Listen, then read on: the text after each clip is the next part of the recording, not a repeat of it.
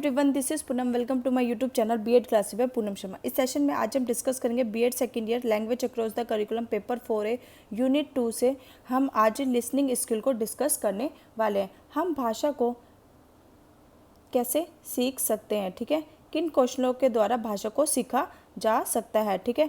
4 कौशल होते हैं। Language skills हमारी 4 होती हैं। पहली आपके आती है लिसनिंग, फिर आपके आती है स्पीकिंग, फिर आपकी आती है रीडिंग और फिर आपकी आती है राइटिंग, ठीक है। जब छोटा बच्चा होता है तो सबसे पहले वो क्या करता है, लिसन करता है। लिसन के करने के बाद वो थोड़े थोड़े शब्दों को बोलना शुरू करता है। फिर वो स्कूल जाता है, वो रीडिंग करता है और फिर वो लिखकर भाषा को सीखता है। भाषा को सीखने के लिए 4 कौशल होने ज़रूरी हैं, ठीक है। सेशन को स्टार्ट करने से पहले जो बच्चे मेरे चैनल पर नए आए तो जल्दी से चैनल को सब्सक्राइब कर दें ताकि आपको बीएड एग्जाम से इंपॉर्टेंट अपडेट क्लासेस के नोटिफिकेशन टाइम पर मिल जाए। सेशन पसंद आता है सेशन को जरूर लाइक करें और अपने फ्रेंड्स बीएड ग्रुप में जरूर शेयर करें। मैंने बीएड सेकेंड ईयर की प्लेलिस्ट बना रखी है जिसमें आपको सीक्वेंस वाइज सारी क्लासेस मिल जाएंगी। उसका लिंक मैं आपको डिस्क्रिप्शन बॉक्स और टेलीग्राम चैनल पर प्रोवाइड करा दूँगी। ओके, आज का हम सेशन स्टार्ट करते हैं। Meaning of listening. लिसनिंग क्या होता है, इसकी डेफिनेशन हम इसमें पढ़ेंगे, इसके क्या ऑब्जेक्टिव्स हैं और इसके क्या महत्व हैं, उसको आज हम डिस्कस करने वाले और इसके क्या कितने टाइप्स होते हैं। सबसे पहले मीनिंग ऑफ लिसनिंग। भाषा को सीखने के लिए लिसनिंग बहुत बड़ा इम्पॉर्टेंट रोल प्ले करती है, क्योंकि अगर हम किसी को अच्छे से सुनेंगे नहीं तो हम कुछ भी बोल नहीं पाएंगे और हमें कुछ अच्छे से समझ नहीं आएगा। तो लिसनिंग होना बहुत ज़रूरी होता है किसी भी भाषा को सीखने के लिए, ठीक है। अगर हमें कोई भी भाषा सीखनी तो सबसे पहले हमें उसको सुनना पड़ेगा कि हमें एटलीस्ट पता तो चले कि सामने वाला व्यक्ति क्या कहना चाहता है। उसको हमें ध्यानपूर्वक सुनना पड़ेगा, समझना पड़ेगा और उसके बाद ही हम उसके बारे में बोल पाएंगे। श्रवण का अर्थ है, श्रवण शब्द को अंग्रेजी में लिसनिंग कहते हैं। हियरिंग शब्द का अर्थ है किसी भी ध्वनि का सुनना। हियरिंग का मतलब क्या है, सिर्फ हमें सुनना होता है। हियरिंग का मतलब अपने कानों के थ्रू, जबकि लिसनिंग का अर्थ है सुनी गई बातों का अर्थ समझ पाना। श्रवण शब्द श्र धातु से बना है जिसका संबंध सुनने की क्रिया ध्यानपूर्वक सुनने, अध्ययन करके सीखने से है। भाषा शिक्षण में सुनने का अर्थ केवल भाषा को सुनने मात्र नहीं है, इसके अंतर्गत ध्वनियों को सुनकर उनके अंतर करना, ध्वनियों की विशेषताओं को समझना और उसी प्रकार उनका उच्चारण कर पाना ही लिसनिंग कहलाता है। लिसनिंग का मतलब ये नहीं है कि केवल हमने सुन लिया, नहीं, उसको समझना, उसका अध्ययन करना और सुनकर उनमें अंतर करना और ध्वनि की विशेषताओं के आधार पर उसको समझना और उसी प्रकार उच्चारण करना शामिल होता है।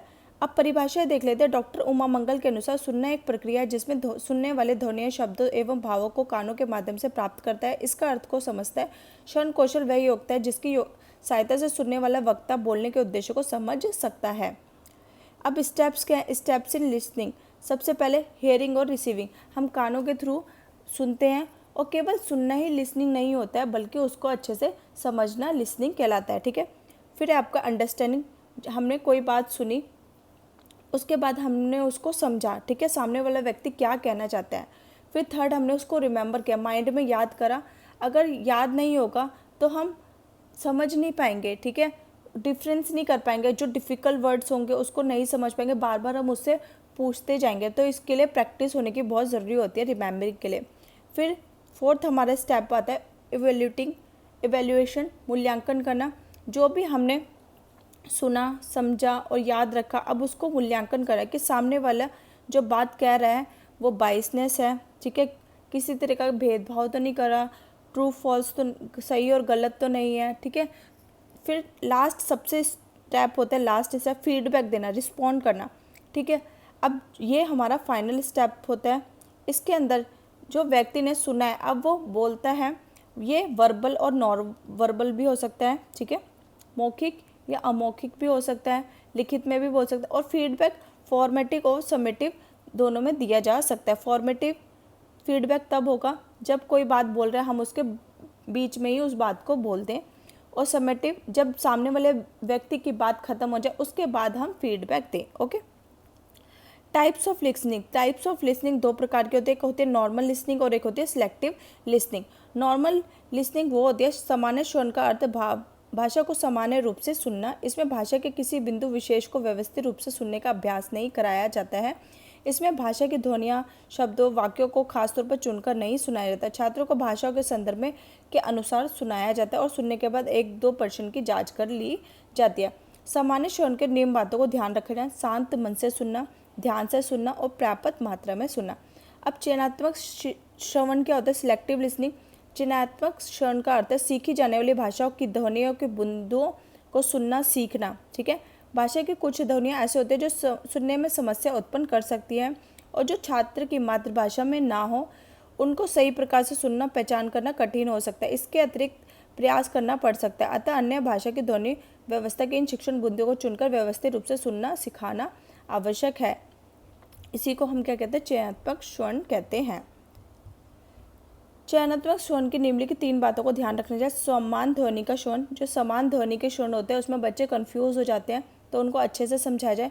नई ध्वनि को श्रवण और सम्यासात्मक, जिसने ध्वनि का प्रॉब्लम होती है उसको सुनाना। ठीक है, अब श्रवण कौशल के उद्देश्य क्या? ऑब्जेक्टिव ऑफ लिसनिंग, श्रवण कौशल के प्रति रुचि पैदा करना, छात्रों में सुनकर अधिग्रहण करने की योग्यता विकसित करना, दूसरों द्वारा उच्चारित शब्दों को सुनकर शुद्ध उच्चारण के योग्य बनाना, शुद्ध सामग्री के महत्वपूर्ण अंशों को पहचानने की योग्यता विकसित करना, आकर्षक एवं मन स्पर्शी विचारों तथा भावों का चयन करने की योग्यता का विकास करना। अब हम इनकी इम्पोर्टेंस को देख लेते हैं। श्रवण कौशल के इम्पोर्टेंस क्या है? व्यक्ति के विचारों को आदर होना चाहिए। आजकल के टाइम पे कोई व्यक्ति एक दूसरे को अच्छे से सुनता नहीं है, तो वो उसकी क्या कर रहा है? डिसरिस्पेक्ट कर रहा है। अगर हम किसी व्यक्ति जो हमसे बात कर रहा है अगर हम उसको अच्छे से सुनेंगे तो इसका मतलब है कि हम उसकी रिस्पेक्ट कर रहे हैं, टू शो रिस्पेक्ट। समाज के सभी के विचारों को ध्यानपूर्वक सुनना एवं प्रतिकूल मत का स्वागत करना चाहिए।